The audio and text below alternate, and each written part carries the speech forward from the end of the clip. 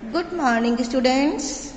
Please like, share and subscribe my channel and press the bell icon for latest upcoming videos.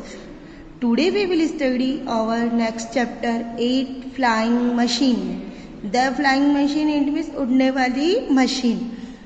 इस poem में एक aeroplane को एक bird के जैसे इमेजिन करके उसे एड्रेस किया गया है। इसके अंदर अपनी फीलिंग्स बताई जा रही है कि एरोप्लेन को देख के मन में क्या क्या जिज्ञासाएं उत्पन्न होती है। So here is an unusual poem that addresses an aeroplane as if it were a bird. यहाँ पे पोएम के अंतर्गत हम एरोप्लेन को एड्रेस कर रहे, संबोधित कर रहे जैसे वह एक बर्ड हो। इस पोएम को रविंद्रनाथ टैगोर ने रिटर्न किया है। It means this poem is written by Rabindranath Tagore. Okay, come on the points.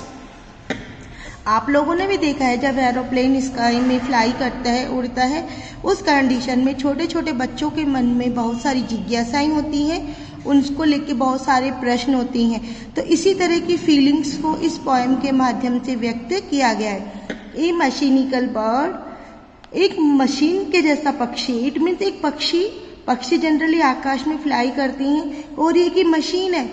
Aeroplane क्या है? एक मशीन है, ये भी आकाश में फ्लाई करती है। इट मीन्स ये एक मशीन है जो बर्ड के लाइक फ्लाई करती है।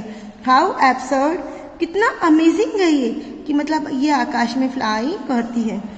ए वेयर्ड क्रिएचर, वेयर्ड मीन्स होता है स्ट्रेंज एंड अनयूजुअल। क्रिएचर में संरचना, ये एक ऐसी संरचना है, बड़ी अद्भुत संरचना है। जनरली बच्चे पक्षी को आकाश में फ्लाई करते हुए देखते हैं, तो जब वो फर्स्ट टाइम एरोप्लेन को देखते हैं तो उन्हें लगता है कि बड़ी ही विचित्र संरचना है।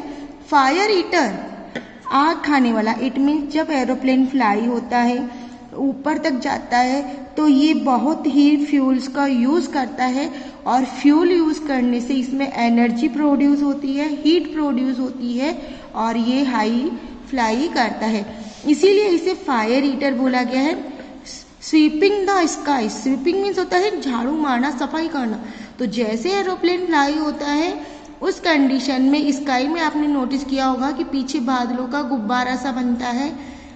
माइल्स हाई, ऊपर आसमान में दूर दूर तक सफाई करना। ग्रेट विंग्स स्प्रोलेडेड, स्प्रोलेडेड मीन्स होता है स्प्रेड आउट, फैले हुए, जिसके महान पंख फैले हुए हैं। जब पक्षी फ्लाई करता है आप देख रहे हैं कि उसके पंख वो अपने फैला के रखता है, वैसे ही एरोप्लेन जब फ्लाई करता है तो उसके विंग्स भी ओपन होते हैं और ये बड़ी तेज गति से स्काई में फ्लाई करता है। डिड ए मॉन्स्टर काइट और adjutant bird lay a giant egg that gave you birth, क्या ये मॉन्स्टर काइट था और ये कोई ऐसा विचित्र पक्षी।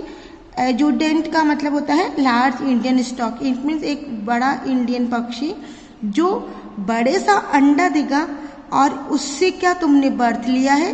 क्या तुम एक मॉन्स्टर हो या किसी एक बड़े से पक्षी के अंडे से तुमने बर्थ लिया है?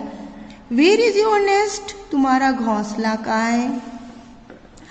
इन ए बनियन ट्री, क्या तुम्हारा घोंसला बनियन ट्री के अंदर है? इनमें जनरली पक्षी रहने के लिए अपने घोंसले बनाते हैं। उनके घोंसले उनकी शेप एंड साइज के अकॉर्डिंग होती हैं। एरोप्लेन की जो साइज है वो बहुत बड़ी होती है, तो उसको जो हम स्काई से देखते हैं हमें वो छोटा फील होता है, लेकिन हमारे यहाँ जो बनियन ट्रीज होता है वो बहुत विशाल तक दूर दूर तक फैला हुआ होता है। तो जो वो ये कह रहे हैं कि क्या तुम्हारा घोंसला बरगद के पेड़ पे है और सम आयरन ब्रांच, और क्या उसकी जो ब्रांचेज है वो आयरन की बनी हुई है, क्योंकि तुम तो मशीन हो और मशीन का वेट एक पेड़ सहन नहीं कर पाएगा। इट मीन्स जो ट्री है उसकी जो ब्रांचेज है वो किससे बनी हुई है? आयरन से बनी है। वी नेवर कैन सी, हमने तो ऐसा कभी नहीं देखा। इट मीन्स इस तरह का ट्री हमने नहीं देखा जिसकी जो ब्रांचेज है वो आयरन की बनी हुई है और वह उस लोड को सहन कर सकता है। Why don't you sing, तुम गाना क्यों नहीं गाते हो? As you fly on your trip, जब तुम अपने टूर पे जाते हो तुम गाना क्यों नहीं गाते हो? जब पक्षी आकाश में उड़ते हैं तो वो चिपरिंग करते हैं, चहचहाते हैं। तो यहाँ बच्चे उससे पूछ रहे हैं कि जब तुम फ्लाई करते हो सिंगिंग क्यों नहीं करते हो? You wine and synovial, wine and synovial का मीन्स होता है कि जब आप हाईली जाते हो तो बड़ा ही अनप्लीजेंट साउंड क्रिएट करते हो और आप नॉइस करते हो। आपके इंजन की जो आवाज़ होती है वह बड़ी ही अनप्लीजेंट होती है। As through some devil beats you with whip, ऐसा प्रतीत होता है कि जैसे तुम्हें किसी डेविल ने चाबुक से पीटा है। मतलब तुम्हारी जो आवाज़ है वो बड़ी ही अनप्लीजेंट है, किसी को भी अच्छी नहीं लगती और इस तरह प्रतीत होता है कि तुम्हें किसी ने चाबुक से पीटा है। क्योंकि किसी पर्सन को अगर चाबुक से पीटा जाता है तो वह बड़े जोर जोर से चिल्लाता है, रोता है, तो वैसी ही गंदी सी साउंड प्रोड्यूस हो रही है। येट मैन हैज टेम्ड, हालांकि जो मानव है वो पालतू बनाता है। योर आयरन विंग्स, तुम्हारे आयरन विंग्स को।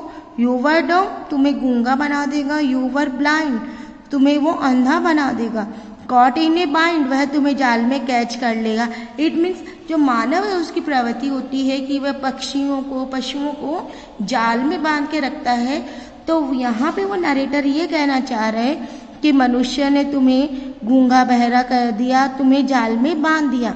इन your iron cage like a puppet on strings, और वह तुम्हारे आयरन केज में इस तरह से शो हो रहे हैं जैसे तुम पपेट हो, कठपुतली हो जो धागों के ऊपर बंधी हुई एक्शन करती है।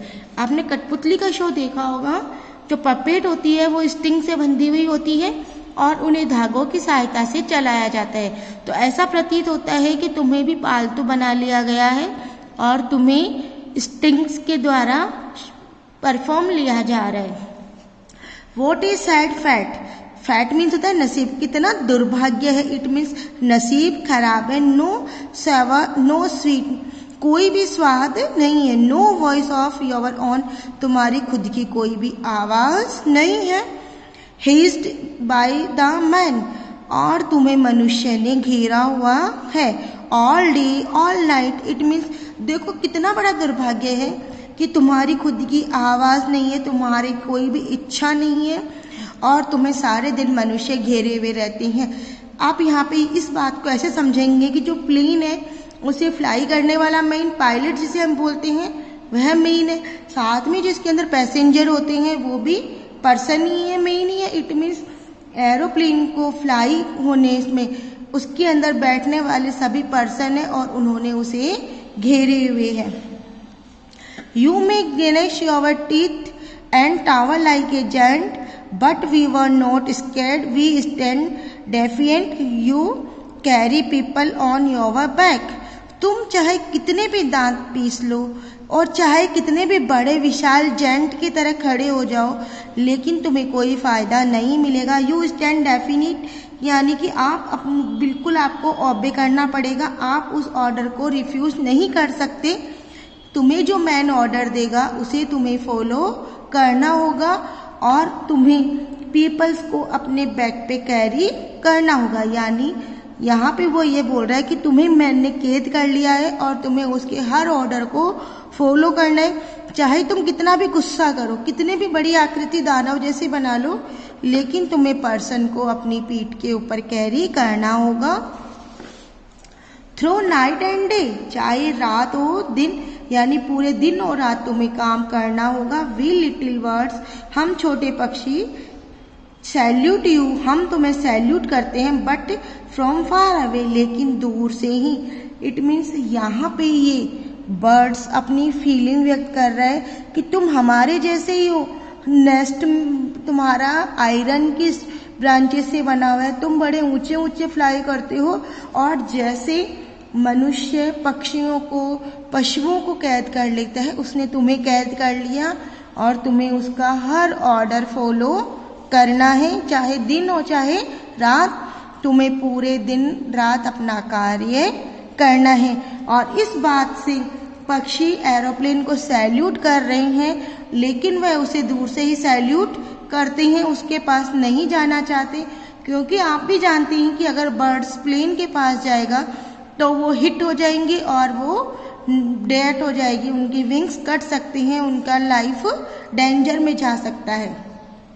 तो ये थी एक बर्ड्स के माध्यम से यहाँ पे रविन्द्रनाथ टैगोर ने फीलिंग्स बताने की कोशिश की है कि पक्षी दूसरे बड़े पक्षी को आसमान में उड़ता हुआ देख के कैसा फील करते हैं। I hope you have understand this chapter very well and thank you for like and subscribe my channel.